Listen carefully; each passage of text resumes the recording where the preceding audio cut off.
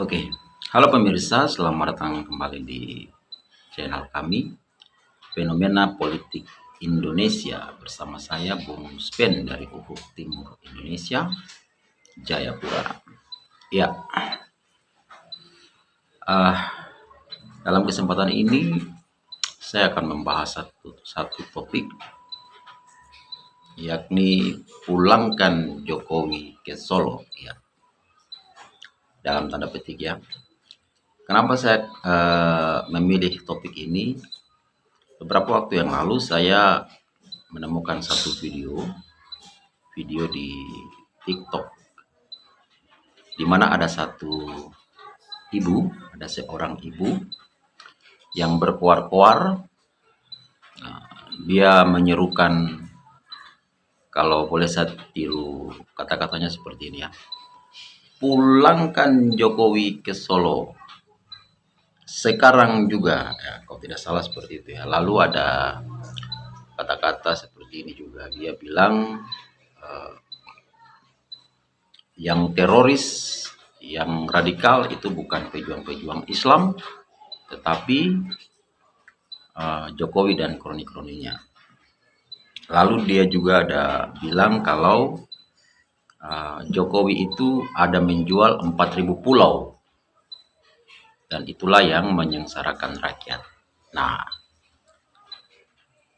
karena itu saya akan membahas topik ini. Tapi untuk lebih jelasnya kita sama-sama saksikan videonya terlebih dahulu. Pulangkan Jokowi ke Solo segera. Yang teroris, yang radikal bukan pejuang-pejuang Islam, tapi yang teroris, yang radikal Jokowi dan kroni-kroninya. Itu yang menyengsarakan rakyat. Itu yang harus dihukum, bukan umat Islam. Belum apa-apa sudah ditembak. Jokowi jual 4.000 pulau. Jokowi membohongi rakyat. Maka saya mohon, kita tidak hanya pertemuan. Sekarang saya mohon kepada bapak-bapak, kepada Jenderal Tiasno, kepada Kang Edi, dan kepada yang lain, pimpin kami untuk segera melakukan gerakan. Kami mama siap. Pulangkan Jokowi. Dari video ini kita lihat, atau saya pribadi lihat, bahwa ini efek dari sistem reformasi yang kebablasan. Kenapa saya katakan demikian? Karena tidak ada aturan yang jelas untuk seseorang bisa mengutarakan pendapatnya atau mengkritik pemerintah, ataupun mungkin ada tapi dalam penanganannya tidak tegas ya, mungkin seperti itu, karena takut mungkin nanti dibilang otoriter dan sebagainya. Ya, saya melihat sistem reformasi yang kebablasan ini membuat pihak-pihak tertentu, baik itu masyarakat awam maupun pihak-pihak yang berlatar belakang kaum intelektual seperti itu, mereka dengan seenaknya, dengan bebas bisa mengkritik pemerintah. Kalau seperti ini, keadaan seperti ini dibiarkan terus ke depan, maka nanti anak-anak kita atau generasi-generasi selanjutnya tidak lagi memiliki nilai-nilai moral atau sopan santun dan menghormati pemerintah ya, seperti itu. Sehingga mereka merasa bebas dengan dalil reformasi, mereka bebas untuk memaki-maki pemimpin, memaki-maki pemerintah sesuka hati mereka. Ya, menurut saya ini perlu ditertibkan seperti ini. Karena kalau tidak bisa berbahaya untuk bangsa kita sendiri, untuk generasi kita ke depan. Itu yang pertama. Lalu yang kedua, sangat disayangkan nilai-nilai luhur dari leluhur kita, nilai sopan santun, nilai tata krama, menghargai pemerintah yang ada di atas kita itu mulai luntur, mulai hilang. Orang dengan bebas melakukan apapun yang ia inginkan dan ia pikirkan, seperti itu. Lalu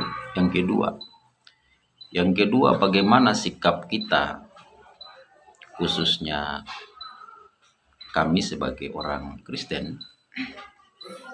Ya tentu sebagai orang Kristen, aturannya itu sudah diatur ya di dalam kitab suci kita, di dalam Alkitab. Saya akan baca supaya jangan dikira hoax ya.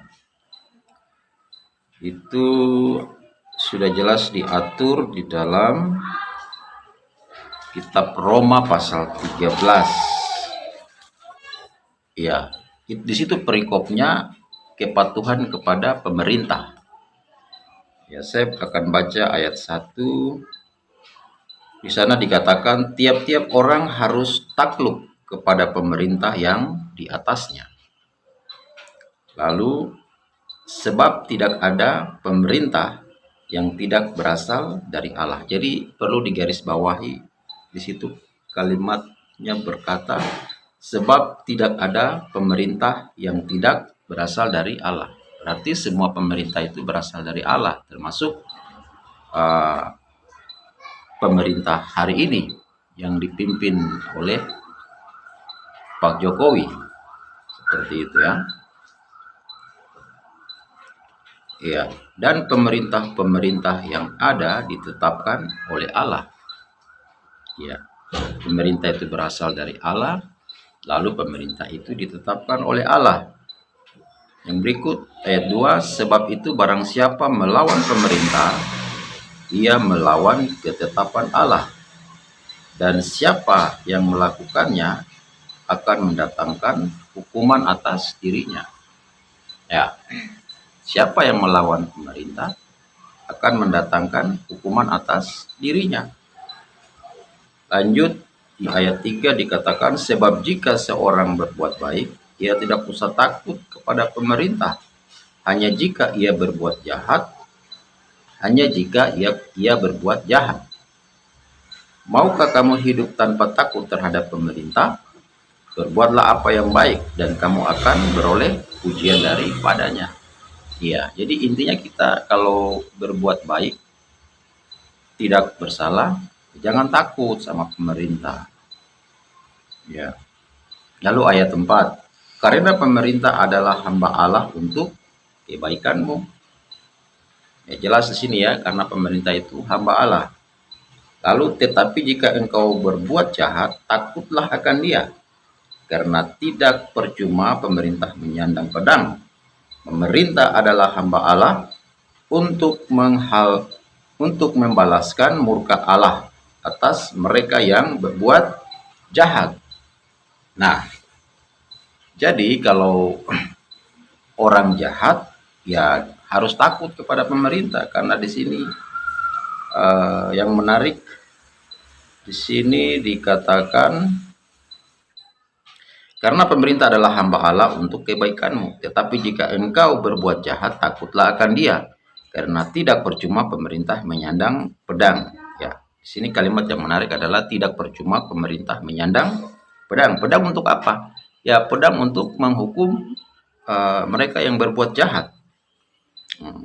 Lanjut, pemerintah adalah hamba Allah untuk membalaskan murka Allah atas mereka yang berbuat jahat. Jadi kalau Anda dihukum karena Anda berbuat jahat, ya jangan salahkan pemerintah, karena pemerintah itu hamba Allah.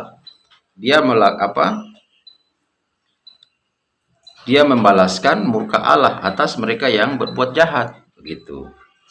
Jadi Tuhan tidak secara langsung menghukum orang jahat, tetapi melalui pemerintah, maksudnya seperti itu.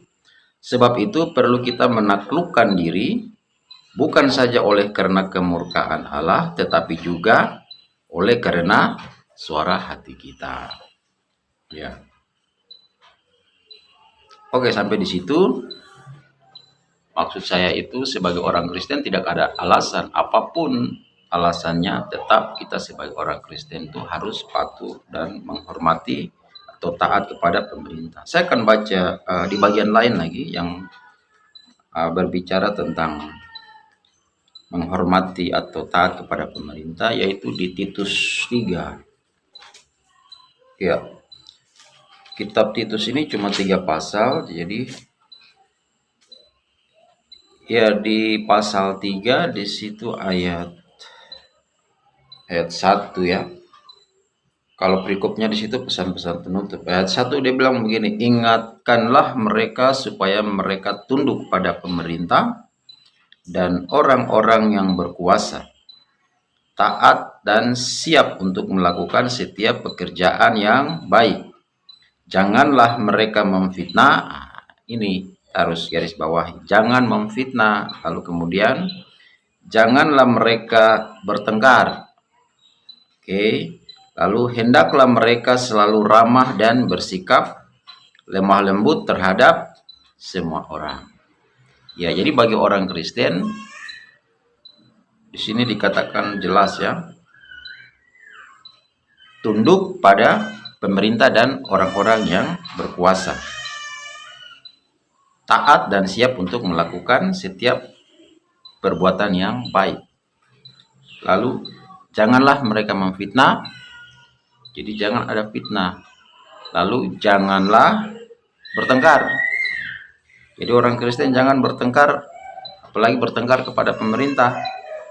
Lalu berikutnya, hendaklah mereka selalu ramah dan bersikap lemah lembut. Jadi ramah dan bersikap lemah lembut kepada semua orang, termasuk kepada pemerintah.